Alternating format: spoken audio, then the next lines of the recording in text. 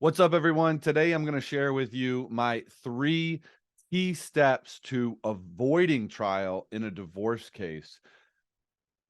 This is how I avoid trial in 99% of my divorce cases, and how I eliminate the stress, the expense, and the unpredictability that comes with trial in a divorce case. You often, there are some lawyers that are going to trial all the time. It seems like they're always having hearings, always having trials. And there is this idea of like, oh, wow, they must really be a pit bull in court, or they're getting things done, or that's what I want my lawyer to be. That's fine. You can hold that idea. But the truth is that those lawyers are not being efficient with their time. They're not providing predictability for their clients. They're exposing their clients to more risk. And there's really no reason to go to trial in a divorce case in 99% of the cases. So really, what we want to do here is avoid trial and figure out, how do we settle this case? How do we create leverage in this case so that the other side has to negotiate? And if they don't negotiate, it puts them in a worse position. So that's really what this is all about, is creating leverage in court. And the way that you create leverage in court is you do things that make it so if the other side doesn't play ball, it will affect them negatively, and it's in their it's they're incentivized to play ball with you. The first key component of creating leverage in a divorce case is all about relationships. A good divorce attorney is a relationship master. They know how to build relationships with everybody involved. They know how to build trust and confidence with everybody involved. So they're building trust and confidence with you, the client. They're building trust and confidence with the opposing counsel. They're building trust and confidence with the judge. And why is this beneficial? Well, if you don't have trust and confidence with the opposing counsel, for example, then you'll never be able to have good faith negotiations. And it really, in the world of lawyering, being able to trust the person on the other side of the table to be true to their word and to not play games is incredibly powerful, because that means you can move forward in your negotiations without having to put everything in writing. Once you have to put everything in writing, your case slows down immensely. And it's like, for example, if you have a contract, or if you have a business partnership and you're working with another company, for example, to get something done, your business does X and they do Y, and you have this great working relationship where you can just pick up the phone and say, hey, Bob, we need another 100 pallets of your tomatoes, and I'll pay you on Thursday. Bob's been working for you for 20 years. He knows that you're true to your word. He sends them right over. He gets on the phone. He says, hey, we got to get 100 tomatoes to Jim. And those tomatoes are there. You pay Bob. Everything works. That's how it should be in a good working relationship. But if there is no trust there, then you call and you say, I need the tomatoes. And Bob says, I'm not sending tomatoes until you send me the check.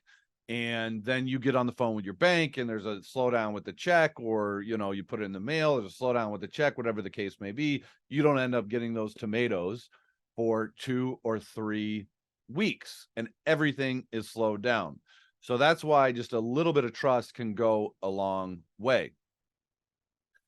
The other 2 people that we need trust with are our clients. So the attorney and the client, and the reason, and the judge. So the reason it's so important with the attorney and the client is because if there's no trust there, then the client is going to be, you're going to be second guessing every step of the way, why your attorney's doing this, why your attorney's doing that.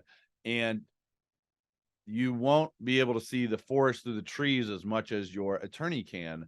Now, in order for this to truly work, you have to have an attorney that you believe has your best interest in mind and is making strategic decisions and knows where they're going.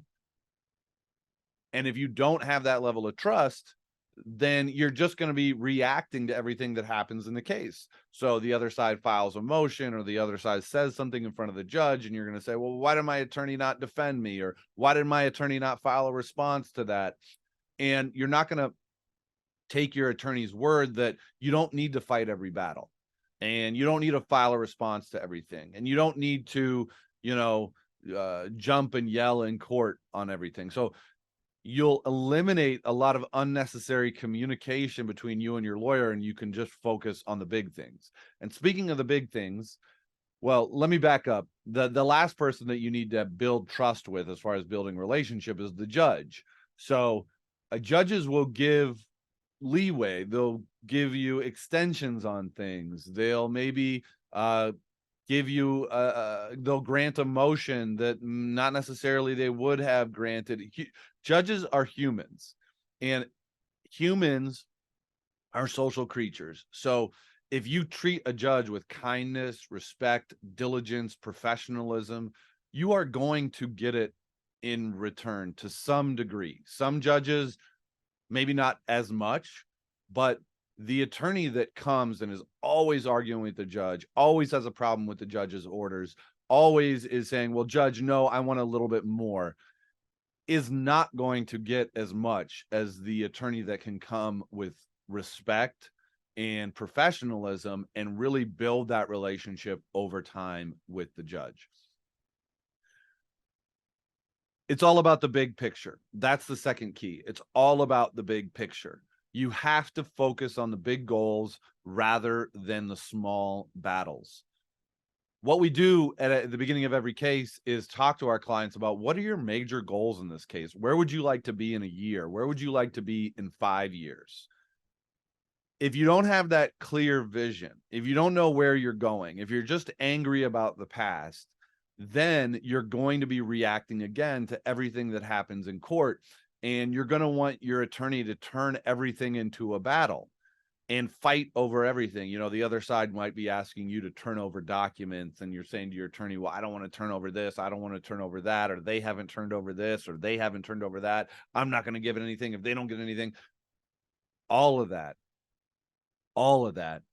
increases the possibility that you go to trial, because you get in these little back and forth, these little battles, and what those battles do is deteriorate the relationships that you have built. And once you deteriorate the relationships you have built, you cannot engage in a good faith negotiation. So every single little thing in the case turns into this big blow up where your attorney's having to file motions, having to go in front of the judge, and then the judge is saying, why are we fighting over this little stuff? And then your attorney's pointing the finger at the other attorney, and then you're upset because your bill's gotten higher. And it's this whole thing that is unnecessary if you just focus on the big picture. And oftentimes your attorney will say to you, that's not worth fighting over. That's not worth fighting over. That's not worth fighting over. And then you look at your attorney and you say, well, what am I paying you for? Well, you're paying your attorney to get you to that end goal.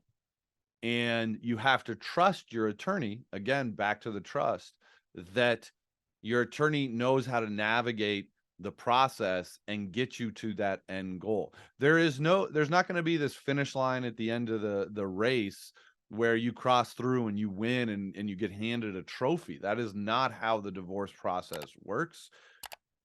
It's about getting to the end and still being alive, still being able to breathe, not, being taken to the hospital because you didn't, because you exerted too much and, you ran the marathon without training for it. It's about getting to the finish line. And you're not going to be able to get it to the finish line if you just focus on every single battle that's in front of you.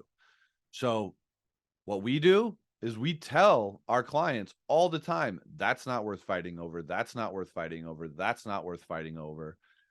And the clients that have the most success with us trust us, and they understand that we have a strategic path, a strategic way forward to get them to their vision of where they want to go. Finally, the way that you avoid trial is you prepare for trial. This is a big one, and this is kind of a common sense, common knowledge, common saying in the legal community. The more efficiently that your legal team can get ready for trial, prepare exhibits, get the evidence, get organized, the more leverage you have.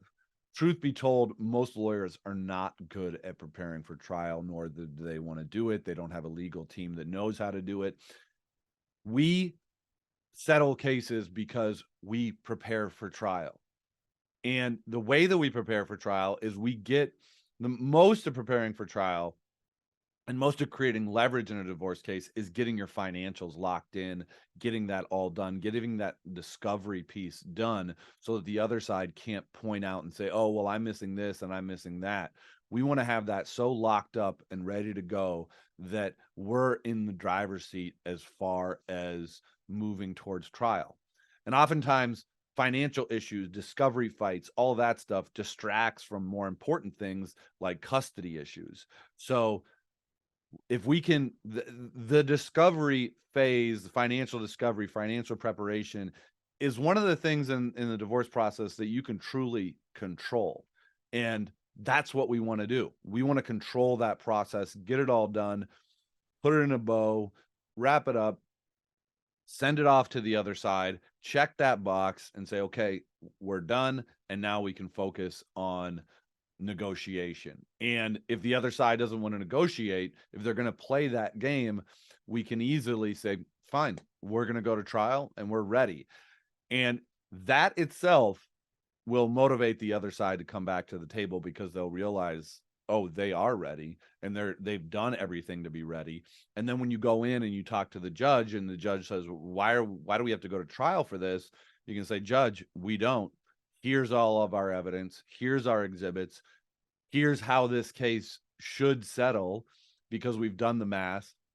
We've walked through the analysis, and the judge will look at us and say, yeah, or look at the other side and say, yeah, they're right. And then the other side does not have leverage because they haven't prepared for anything, or at least if they have prepared, they know that we are right, and we can re-engage in a good faith negotiation. Those are the three big things that make it so that we don't go to trial. We don't need to go to trial. And trial is expensive, it's stressful, it's unpredictable. So you don't need to go to trial. You don't need to fight every battle. You should focus on the big picture and you should build those relationships with the key people in your case, and you should find a lawyer that can build those relationships as well. I'll talk to you soon.